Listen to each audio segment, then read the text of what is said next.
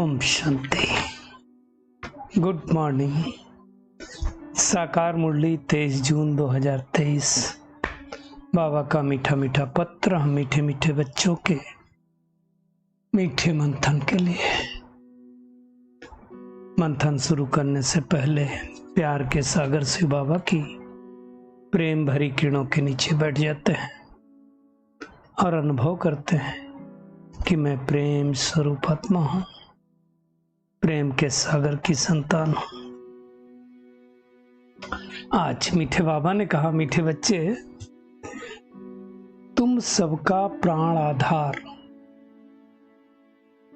दुनिया में देखा जाए तो प्राण तो हैं सबके अंदर, लेकिन आत्माएं कैसी हो गई, कितना दुखी हैं, कितना परेशान है ना। तो बाबा कहता है अब प्राण क्या हो गए, जमघट अर्थात विकारों के बसीभूत हो गए। तो भगवान उन विकारों से, उन जमघटों की पीड़ा से छुड़ाने आए हैं और छुड़ा करके हमें स्वर्ग का वर्षा दे रहा है। अब अगर वो हमें विकारों से छुड़ा रहा है, जमघटों से छुड़ा रहा है, तो फिर सर्वव्यापी वो नहीं हो सकता है। सर्वशक्तिमान है वो। अच्छा, बाबा कहते हैं इस राजयोग में कौन सा योग सदा कंबाइंड है ना। वैसे देखा जाए हम पूरी मुरली को दो भागों में डिवाइड कर सकते हैं, एक राजयोग और दूसरा प्रजा योग। राजयोग अर्थ से ही पता, राजा बनने का योग। प्रजा योग अर्थात राजा की जो प्रजा होगी। तो बाबा कहता है राजयोग में प्रजा योग कंबाइंड है। क्यों? क्योंकि पुरुषार्थ जितनी आत्माएं हर कोई राजा रानी बनने का करता है, लेकिन पुरुषार्थ अच्छा नहीं है तो राजा रानी के साथ प्रजा अपने आप बनते जाते हैं। क्योंकि अगर प्रजा ना हो तो राज्य किस पे करेंगे। आते सब राजयोग सीखने हैं, लेकिन जो राजा क्वालिटी की विशेषताएं हैं, जैसे देखो आईएएस की सब तैयारी करते हैं, आईपीएस की सब तैयारी करते हैं, लेकिन जो पीछे पीछे पीछे रह जाते हैं सबको हाईएस्ट पद नहीं मिलता। तो वैसे ये भी है। बाबा कहता है राजा जिनको बनना है ना, उनके अंदर पूरा बल होना चाहिए, ताकत चाहिए। और बाबा कहता है पूरा पूरा बलि चढ़े तब राजाई में आ सकेंगे। बलि चढ़ना मतलब क्या है? मन बुद्धि से पूरा परमात्मा को समर्पित हो जाना है ना। आज का गीत भी उसी के माफिक है, प्रीतम आन मिलो। प्रीतम किसको कहा जाता है? साजन को। और वो साजन परमात्मा है।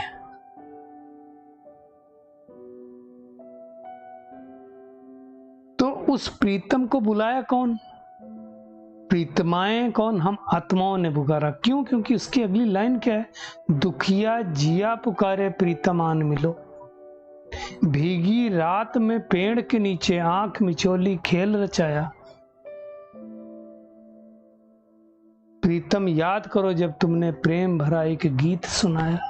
तो भगवान आकर के इस समय गीत सुनाता है। वाह मेरे बच्चे वाह, वाह बच्चे वाह। तो हर आत्मा उस प्रीतम को याद करती है, तो जरूर कोई ना कोई समय पे वो प्रीतम आया होगा। स्वर्ग में तो हम ऐसे बुलाते नहीं है। तो प्रीतम एक ही है, परमात्मा है, गॉड, अल्लाह, जो भी कहो, वही सृष्टि का रचयिता है।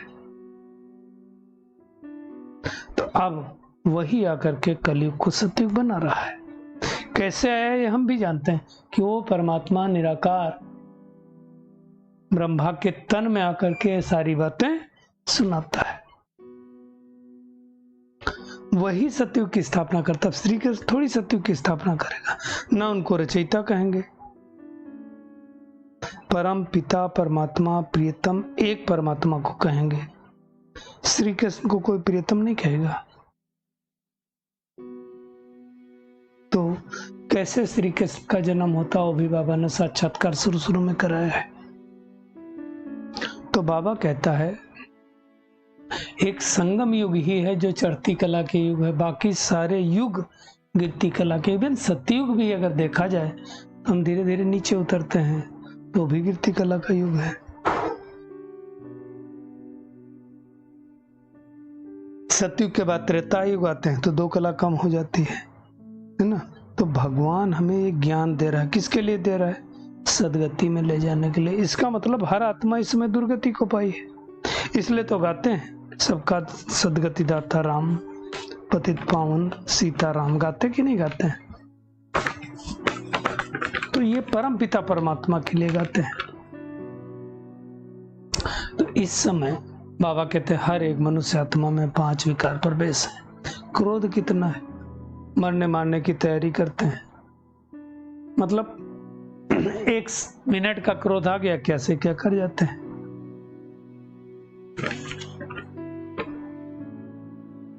शास्त्रों में तो जाने क्या क्या बातें लिखी है। लिखा है ना, हनुमान की पूंछ में आग लगा दी तो पूरी लंका जल गई। अब बाबा कहते लंका कोई श्रीलंका की बात नहीं है, सारी दुनिया लंका है जो जलने वाली है। कैसे जलेगी? तो माया की पूंछ में आग लगने वाली है ना। बाबा ने आकर के बुद्धि का ताला खोला, दुनिया तो विनाश हो गया। एटम बम बने किसके लिए बने?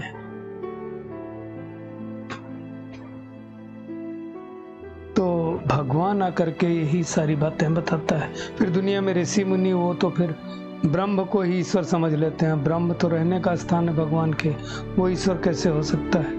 तो ये सब बातें समझने की हैं। कब समझे? बाबा कहते हैं 1 हफ्ते पहले रेगुलर कोर्स करें तब जाकर के कहीं समझ में आए। तो बाबा समझाता है कि बच्चे अब नाटक पूरा हुआ, अब वापिस घर जाना है ना। जाने का समय आ गया, संगम युग भी पूरा होने का समय आ गया, तो वापिस जाना है। इसीलिए बाबा आकर के हमें राजयोग सिखला रहा है। बाबा कहता है अब तुम धक्के खाने से बच गए हो। चेक करना कि मैं आत्मा अभी भी धक्के तो नहीं खा रही हूँ भगवान मिलने के बाद। बाबा कहता है सुदर्शन चक्र भी तुम ही घुमाते हो। विष्णु को कोई सुदर्शन चक्र नहीं, लेकिन तुमको दे नहीं सकते। क्यों नहीं दे सकते? आज हो कल ना चलो ज्ञान में। तो बाबा कहता है वास्तव में तुम त्रिकालदर्शी बनते हो। अभी हम आत्माएं, उनको प्रीतमाएं भी कह सकते हो, भगवान के सामने बैठते हैं, उनको याद करते हैं। फिर दुनिया में दिखाया श्री कृष्ण ने भगाया पटरानी बनाने के लिए। पटरानी किसको बोलते हैं? बाबा कहते वो भी नहीं समझते हैं क्या चीज है। महाराजा महारानी होते ना तो उनको पटरानी, मेन रानी, मुख्य ऊंचा पद दिलाने के लिए। तो बाबा कहता है अभी तुम जानते हो स्वर्ग का महाराजा महारानी बनने के लिए बाबा पुरुषार्थ करा रहा है, लेकिन हिम्मत चाहिए, पूरा बलि चढ़ना होता है तब, है ना। बाबा ने भी बताया गीता भागवत रामायण वेद शास्त्र ये सब सतयुग में नहीं होते। द्वापर युग से धीरे धीरे ये वेद शास्त्र ग्रंथ सब बनना चालू हुए। 5000 वर्ष की बात है। बहुत धन था इस भारत में, इसलिए देखो सोमनाथ मंदिर बनाया जिसको महमूद गजनबी ने कितनी 16-17 बार लूटा। सोचो, सतयुग में तो सोने की ईंटें होती हैं, फिर सोने की ईंटों की दीवार बनते हैं, उन पे हीरे जवाहरात जड़े जाते हैं। तो कितनी बड़ी बात है। बाबा कहते तुम उनसे महल बनाते हो, अकल भी अच्छा रहता, अभी तो उतना अकल भी नहीं है। तो बाबा कहता है कि अब तुम ईश्वरी गोद में हो। ये तुम ब्राह्मणों के लिए सर्वोत्तम युग है। इसी युग में तुम भी बेहद के बाप से वर्षा लेते हो। बस एक ही करना है, सुमर सुमर सुख पाना। जिसको सुमरेंगे, भगवान को सुमरेंगे तो भगवान का वर्षा मिलेगा। इसलिए दुनिया में गायन अंत काल जो स्त्री सुमरे तो वैसे वन योनि में जन्म मिलता है, ऐसा कहा जाता है। हालांकि भगवान ये कहता है कि हम किसी दूसरी योनि में नहीं जाते हैं। तो मुख्य बात है चलते फिरते उठते बैठते बाबा को याद करना है, बाकी सारी दुनिया से बुद्धि योग निकाल देना है। यही है मेहनत।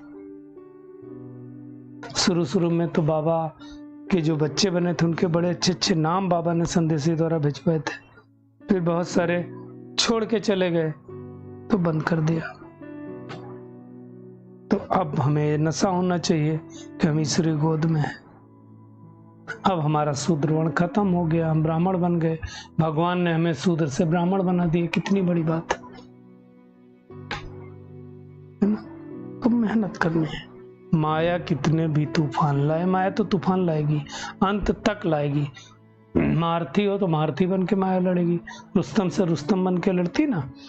तो कितने भी तूफान माया लाए, लेकिन हिलना नहीं है और सदैव हर्षित रहना है।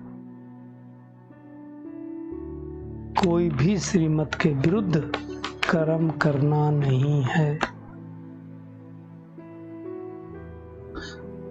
बाबा ने कहा देखो राजाई तो जरूर स्थापित होगी। कोई बने, मान लो कोई नहीं बनेगा तो दूसरा कोई बनेगा, कोई ना कोई तो बनेगा। बाबा कहता मैं तुमको राजाओं का राजा बनाना आया हूं, वो तो करूंगा ही।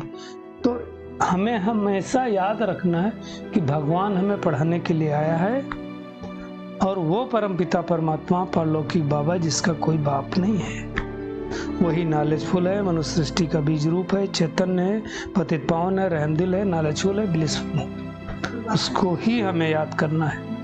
ये ईश्वरी कुटुंब में बाबा कहते धीरे धीरे बुद्धि को पाते जाएंगे। अभी तो कितने सारे बाबा के बच्चे हो गए, है ना। समझना अच्छी तरह से कि हमने कितने जन्म लिए हैं।